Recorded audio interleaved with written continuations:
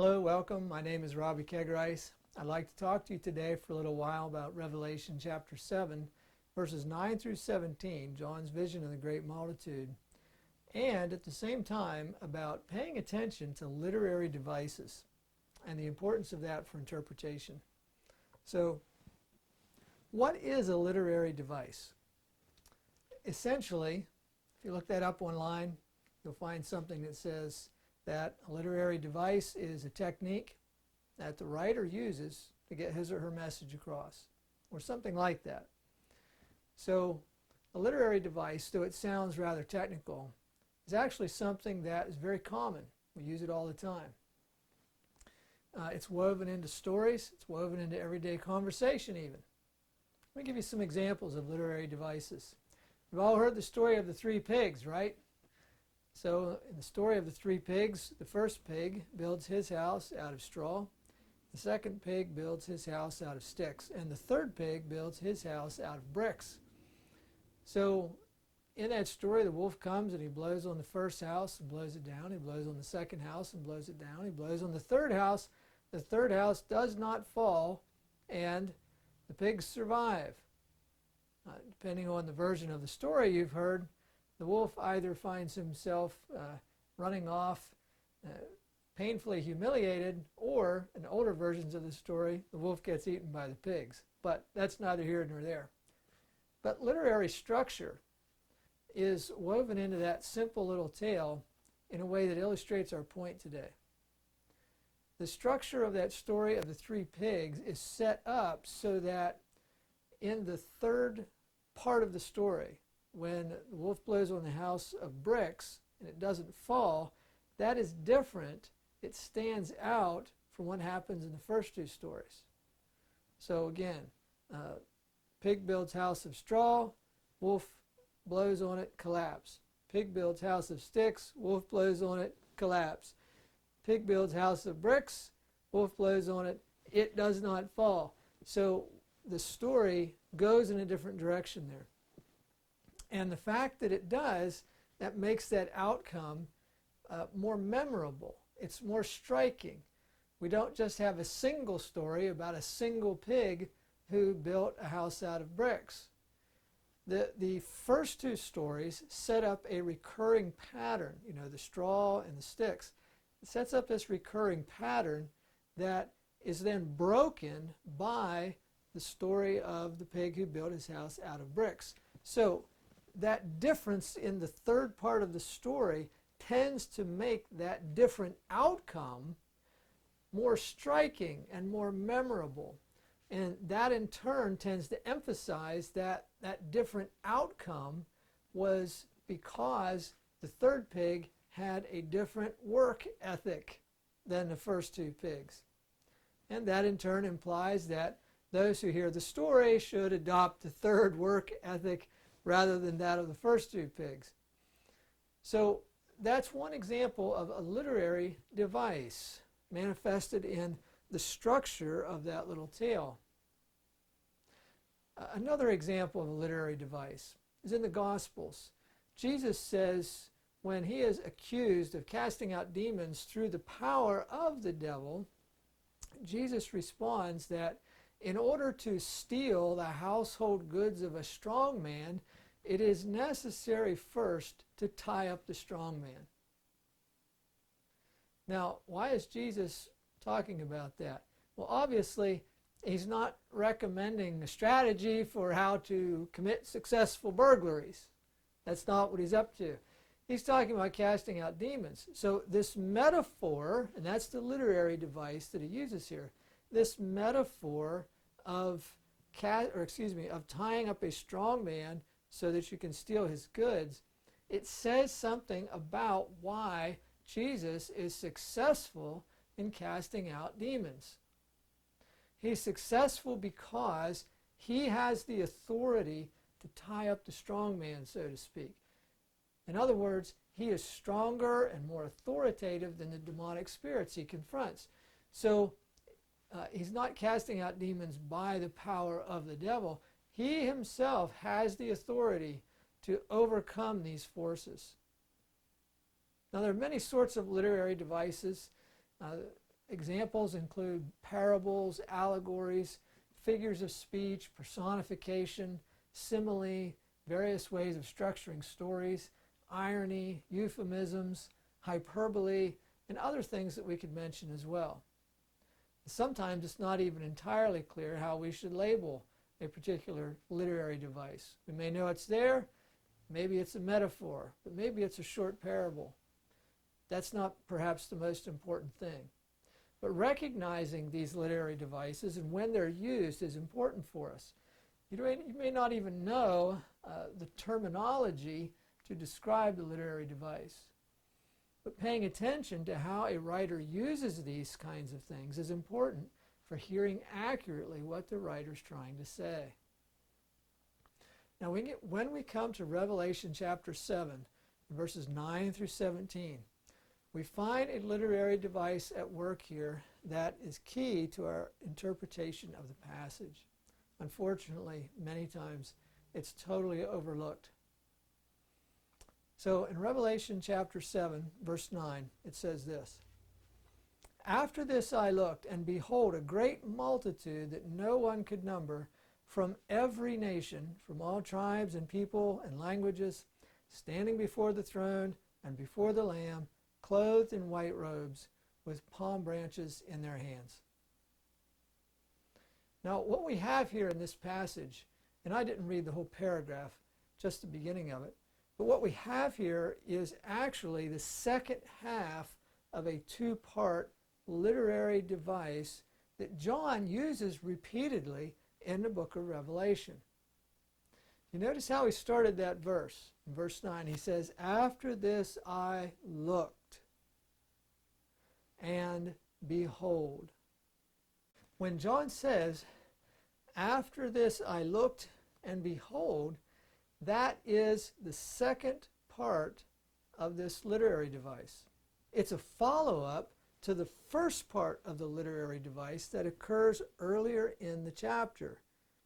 And we'll come back to that in just a little bit. So first I want to take you to a couple other locations in Revelation, show you this literary device at work, and then we'll come back to Revelation chapter 7. So let's look at Revelation chapter 5 for a moment. And let me read chapter 5, verses 1 through 4. "Then I saw in the right hand of him who was seated on the throne a scroll written within and on the back, sealed with 7 seals. And I saw a mighty angel proclaiming with a loud voice, 'Who is worthy to open the scroll and break its seals?' And no one in heaven or on earth or under the earth was able to open the scroll or to look into it. And I began to weep loudly because no one was found worthy to open the scroll or to look into it." So John sees God sitting on the throne. He has a scroll in his hand. The contents of that scroll, that's a whole other story in itself, but the contents of that scroll are something John desperately wants to see. It's very important that it comes out because it contains not only judgments, but really it's the plan of God for the ages. And it says that no one can open it. No one's found in heaven or on earth who's worthy to open the scroll. Well, John's heartbroken over this because in the context here, that doesn't just mean that, we don't get to find out what is in that book. It means that what is in the book is not going to happen. So all God's plans, God's justice, God's vindication, God's new heaven and earth is all on hold, so to speak, until someone can open that book. And so John's brokenhearted. What's going to be done? Who is able to bring about the plan of God? It says in verse 5 then, "And one of the elders said to me, 'Weep no more. Behold, the Lion of the tribe of Judah, the Root of David, has conquered, so that he can open the scroll and its 7 seals.'" Now, of course, who's he talking about here? Well, we know he's talking about Jesus. But he doesn't say Jesus, but we know that that's who it's pointing to. But listen carefully to what happens in this verse. "One of the elders said to me, 'Weep no more. Behold, the Lion of the tribe of Judah, the Root of David, has conquered, so that he can open the scroll and its 7 seals.'" So, good news, the elder says to John. Don't weep, don't cry, don't be upset. It's okay, John. There is someone who can open the scroll and bring about God's plan. Well, who is it? He says, it's the Lion of the tribe of Judah. The Lion. Well, the lion is a powerful figure, even in the ancient Roman world. Rome was familiar with lions, and the lion was a symbol and an image of power and strength and authority and being able to dominate your enemies and so forth. And now we find out that it's the Lion, not from Rome, but from the tribe of Judah, who has conquered so that he can open the scroll. Wow. Now that's exciting. That's invigorating. The lion's going to do it. The lion can do it. And we kind of get this image in our minds naturally of this great and powerful beast with a great mane. You might think of the lion and the stories of the Chronicles of Narnia or something by C.S. Lewis. But notice in this verse, has John seen the lion? It's very important. Has John seen the lion? I'll read it again. One of the elders said to me, weep no more. Behold, the Lion of the tribe of Judah, the root of David, has conquered so that he can open the scroll and its 7 seals. John hasn't seen the lion.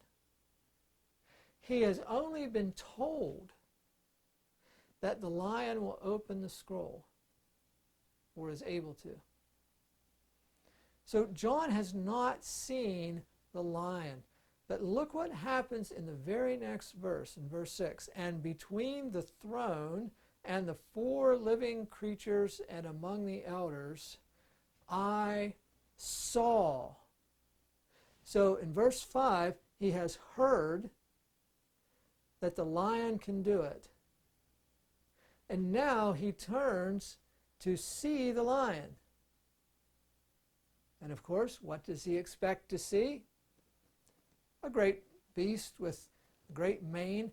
But he says, among the elders in verse 6, I saw a lamb standing, as though it had been slain, with 7 horns and with 7 eyes, which are the 7 spirits of God sent out into all the earth. And then in verse 7, and he went and took the scroll from the right hand of him who was on the throne. So John hears that a lion is able to do it, but then he turns to see the lion, and instead of seeing a lion, he sees a lamb with marks of slaughter on it, marks as though it has been slain, it's been killed. What does that communicate? That John hears about a lion, but he sees a lamb. It communicates that Jesus is the lion who has conquered because he is the lamb. In other words, it's because Jesus died, it's because he was slaughtered that now that he has conquered. It's because he died that he conquered. And so it is because of him sacrificing himself that he becomes the victorious one. And all of this points us to something very, a deep theme of the book of Revelation, that in this book of Revelation, power and victory do not come out of the kinds of things that they come out of in this world. Power and victory, conquering in Revelation, do not come out of dominating your enemies or military might or great strength of armament. Power and victory in the book of Revelation come out of the surrender of one's life and faithfulness to God. And so Jesus becomes the lion who conquers because he becomes the lamb who is slain. It's very paradoxical. to our way of thinking. But let me just note this fact concerning this literary device that's at work here.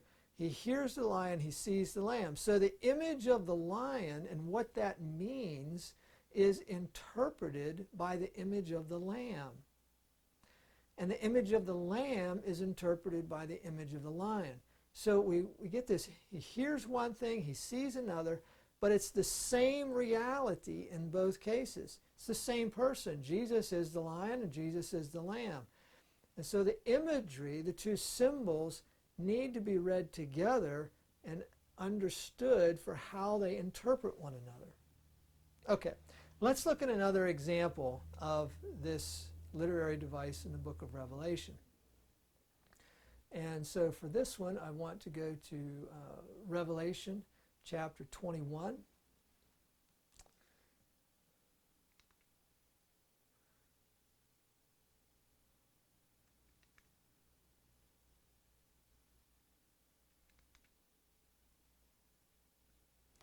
In Revelation chapter 21, verse 9, it says this: Then came one of the seven angels who had the seven bowls full of the seven last plagues, and spoke to me, saying, Come, I will show you the bride, the wife of the Lamb. So John hears from this messenger, this angel, this invitation or this summons. He says, Come, I will show you the bride, the wife of the Lamb. Now when John receives that invitation to go see the bride, the wife of the Lamb, well, what does he expect to see? What would we expect him to see? Now notice, he hasn't seen this bride yet. He hasn't seen this wife of the Lamb. He's only been given a verbal invitation to see the bride, the wife of the Lamb. So he has heard bride, wife of the Lamb. So again, what would he expect to see? What would you expect to see? Well, I know what I would expect to see. I would expect to see a woman. If I was being invited to see a bride, a wife, I'd say, okay, where is she? But in the next verse it says, in verse 10, And he carried me away in the Spirit to a great high mountain, and showed me the holy city, Jerusalem, coming down out of heaven from God, having the glory of God, its radiance like a most rare jewel, like a jasper, clear as crystal. And there's a description there. It's a great city with 12 gates and 12 foundations and so forth. So John hears that he's going to see a bride. But when he looks, he sees a city.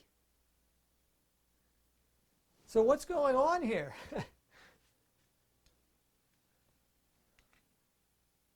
The images, the bride on one hand, the city on the other hand, are not meant to be forced too hard. In other words, when he says there's a bride, we're not actually meant to expect that there's a literal woman somewhere. It's an image. Now there's a reality behind the image, but there's an image nonetheless. When John then describes a city, that's not to say that there's actually a city with 12 foundations and 12 gates, each gate made out of a single pearl. We can force the image so hard, we can try to over-literalize the image. Now, every time I talk about this, people always say, what? Well, don't you think there's an actual New Jerusalem that comes down from God out of heaven? I'm not saying there's not an actual New Jerusalem. There's a reality behind the image. I'm simply saying that the way that John uses the image, we're not on safe ground whenever we press the image so hard that we try to literalize all of its details. So, to what degree are those details going to turn out to be the actual features of the city? I don't know. I haven't seen it. But we can get carried away in trying to force the image too hard. The point here is that the images, the bride and the city, they interpret one another. So John hears there's a city, he hears there's a bride, but then he turns and he sees the city. So what I want you to see is that this hear, see literary device, it sets up two scenes or images that interpret one another. And wherever we see this, those two scenes that interpret each other, or those two images that interpret each other, are talking about the same reality. So the lion is the lamb, and the lamb is the lion. The bride is the city, and the city is the bride. And we learn more about the reality by holding those images next to each other and thinking about the relationship between them.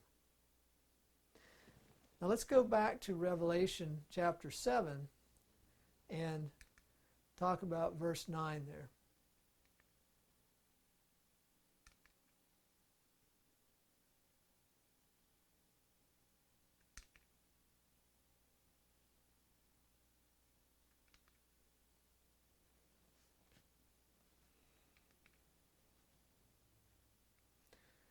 So in Revelation chapter 7, verses 9 and 10, we have this. After this I looked, and behold, a great multitude that no one could number, from every nation, from all tribes and peoples and languages, standing before the throne and before the Lamb, clothed in white robes, with palm branches in their hands, and crying out with a loud voice, Salvation belongs to our God, who sits on the throne, and to the Lamb. Now notice there, as I pointed out earlier in verse 9, it says, after this I looked, and behold, a great multitude. So John looks and he sees something. Now keeping in mind the other examples I've already given, the lion that's heard, he hears lion and sees a lamb, he hears the bride and sees a city. In this case we have John seeing a great multitude. So if we could go backwards in chapter 7, and if we could find just before seeing a great multitude, if we could find John hearing about something, well, what would that mean?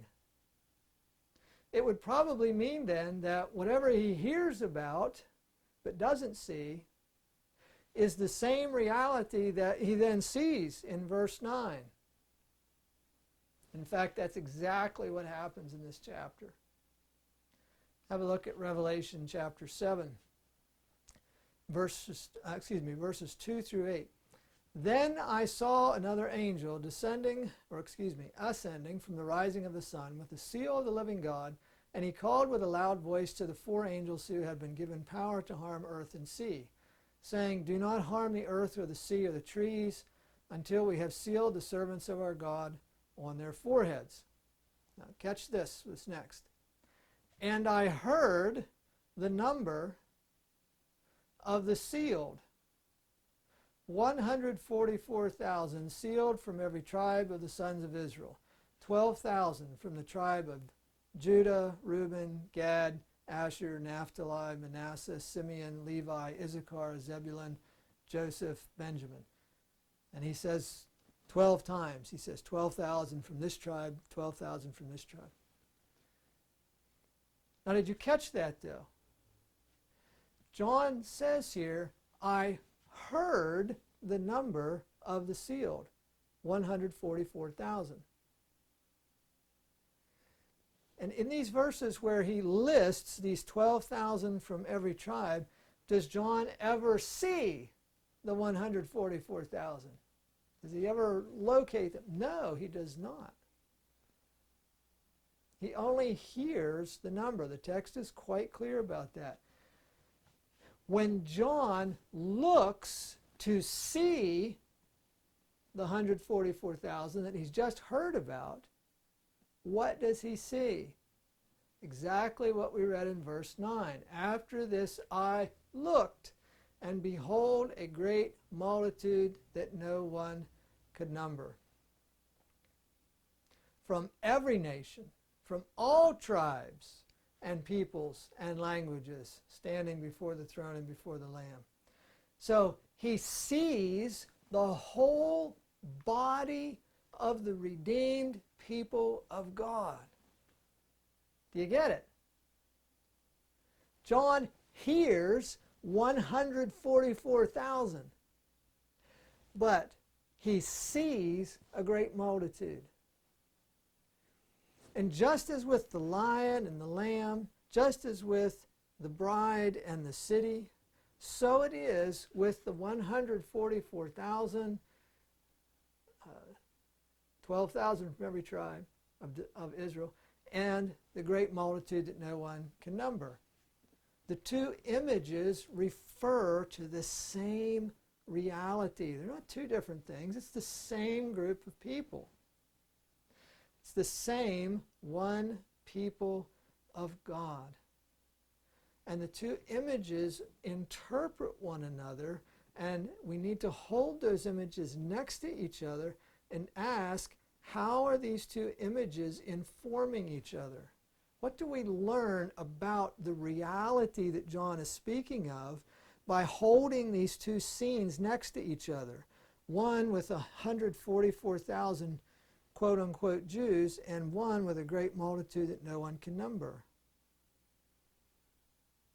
What's very interesting when you hold those images next to each other, you know, the 144,000, many scholars agree here that this is drawing on Old Testament passages in which the military men of Israel were listed by tribe.